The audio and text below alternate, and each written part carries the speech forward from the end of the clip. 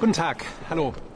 Ich freue mich hier zu sein bei den Beratungen der europäischen Finanzministerinnen und Finanzminister. Ich kenne ja die Runde aus meiner Zeit als Staatssekretär, wo ich schon öfters mal hier war.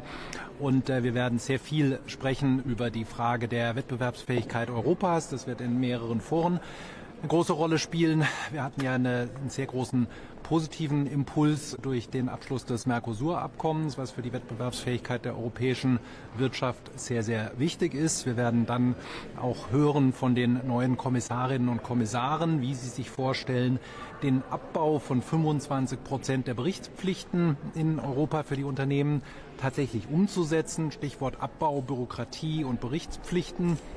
Ganz, ganz wichtiges Thema, wird uns immer wieder von Unternehmen genannt, weil ja gerade die Einführung neuer Berichtspflichten bevorsteht, die wir natürlich gerne verschieben würden. Was spielt noch eine große Rolle? Die Frage, wie machen wir weiter mit der Kapitalmarktunion? Das haben wir ja schon im Kreise der Finanzminister beraten, auf der Ebene der Staats- und Regierungschefs schon Entscheidungen getroffen. Der deutsch-französische Ministerrat hat da einen sehr wichtigen Impuls geliefert.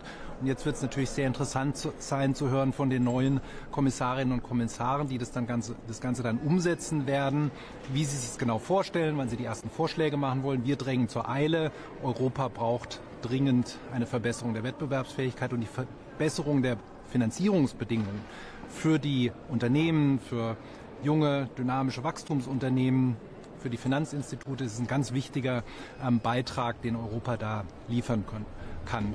Es wird natürlich auch um die Frage der Verteidigungszusammenarbeit in finanziellem Sinne gehen.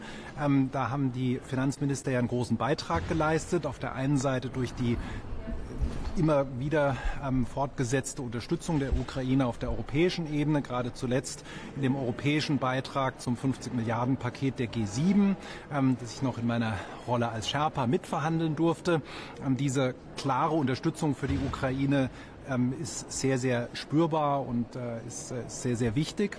Natürlich werden wir darüber sprechen, was Deutschland beiträgt. Ich kann dazu sagen, dass der Beitrag der bilateralen Unterstützung der Ukraine, der uns ja weiterhin zum größten Unterstützer der Ukraine in militärischer, humanitärer Infrastrukturhinsicht macht, auch für 2025 steht, gesichert ist und auch in der vorläufigen Haushaltsführung gewährleistet wird und in voller Höhe gesichert ist.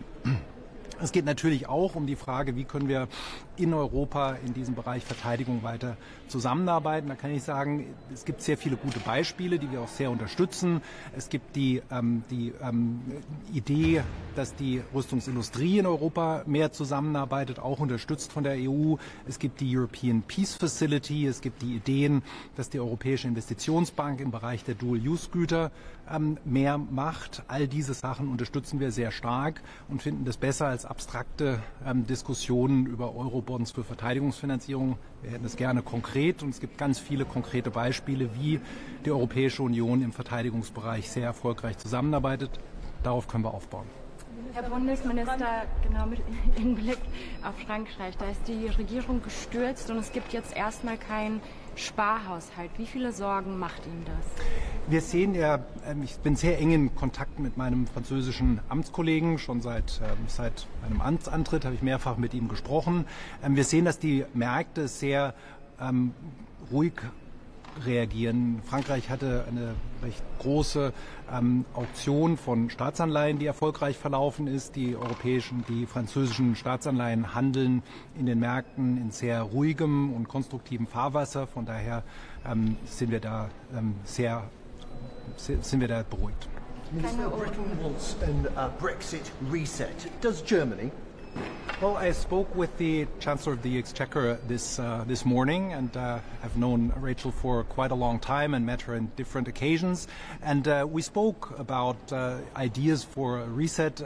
We definitely have always had a constructive relationship with the United Kingdom and want to continue that. And we're happy that the Chancellor is here in Brussels to show evidence that the relationship between the United Kingdom and the European Union is constructive.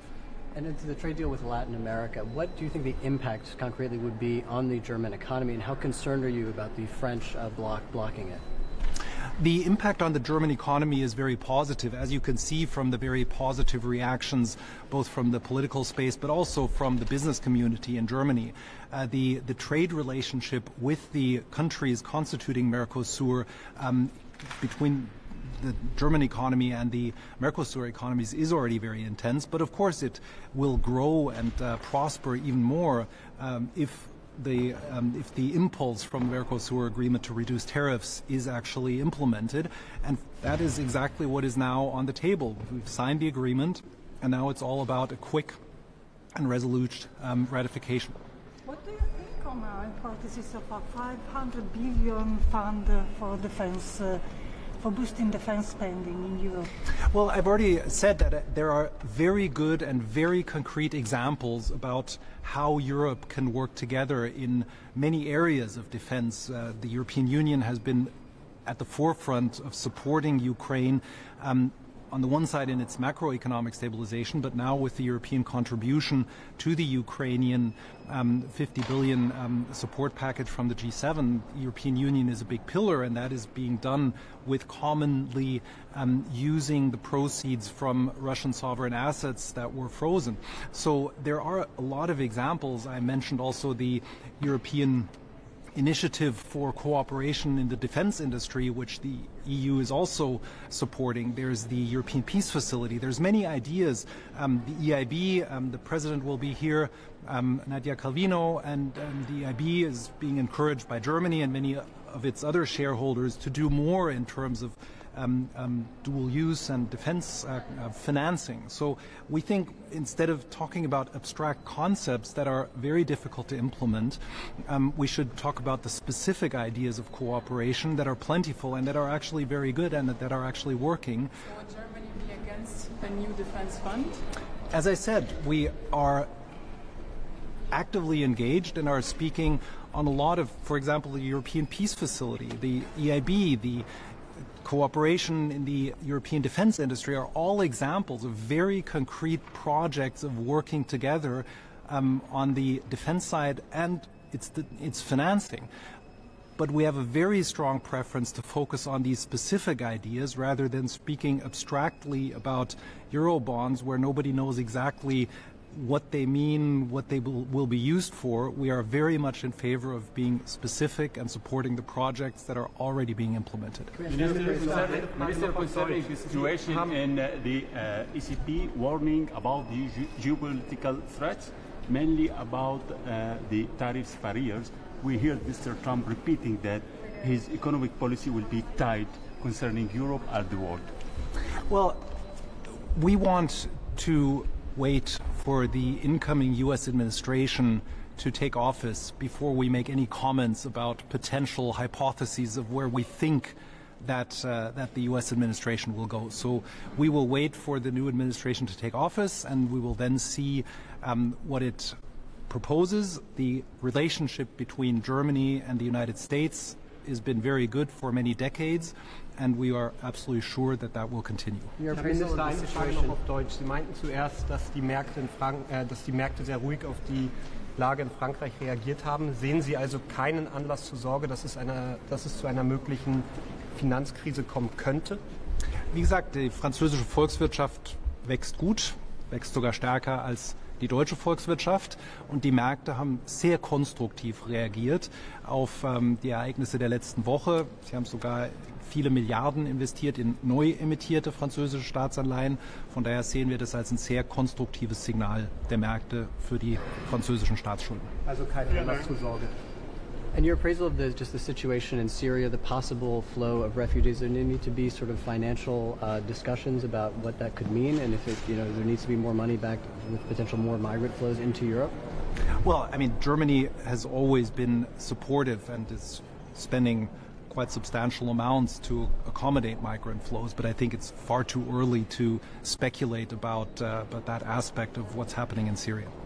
And about the sanctions, I mean, our colleague mentioned that the refugee flows, but what about the sanctions against the regime and easing down the circumstances for new powers to come? I would repeat what I said. I think to talk about these specific items of policies, it's just far too early, and we have to monitor the situation, and we will take decisions when we know exactly how it evolves. Could Britain be a bit more flexible on its red lines in this potential renegotiation, joining the single market or the customs union? Well, I think it's too early. As I discussed this morning with the Chancellor, it's a good signal that there is this dialogue now and that there are these ideas. But of course, the new British government has made commitments to the British electorate, and I don't think it would be appropriate for us to call those into question because those are part of the electoral platform on which it was elected. But you want to be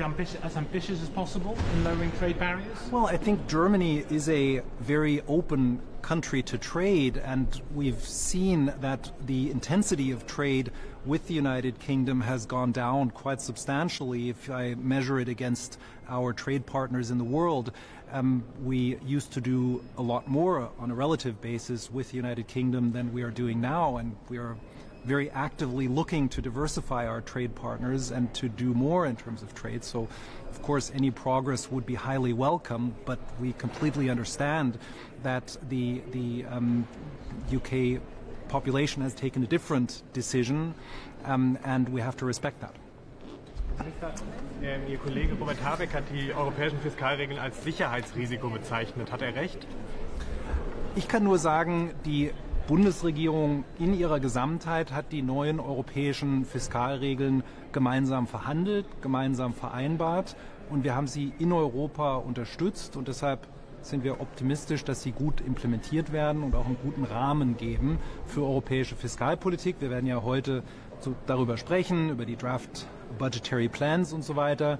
Wir haben ja gesagt, dass die Bundesregierung sich auch dran halten wird, auch wenn wir jetzt erstmal eine Verzögerung haben wegen der aktuellen Situation, dass wir keinen 25er Haushalt haben. Aber insgesamt werden wir uns selbstverständlich gut an das europäische Fiskalrahmenwerk, das wir ja mit beeinflusst haben und mit entschieden haben und gemeinsam als Bundesregierung mit entschieden haben, immer eng abgestimmt, natürlich auch unterstützen. Keine Notwendigkeit von Neuverhandlungen. Neuverhandlungen. Wir sind gerade dabei, ganz am Anfang davon die neuen Fiskalregeln zu implementieren. Da wäre es, glaube ich, wirklich zu früh, jetzt schon wieder über die Reform einer Reform zu reden, die gerade erst frisch beschlossen ist, so frisch, dass die ersten Maßnahmen der Umsetzung gerade jetzt heute stattfinden. In your message to your French colleagues just about the trade deal with Latin America, do you think you're going to be able to convince them to get them on board? We will have a very constructive discussion. Okay.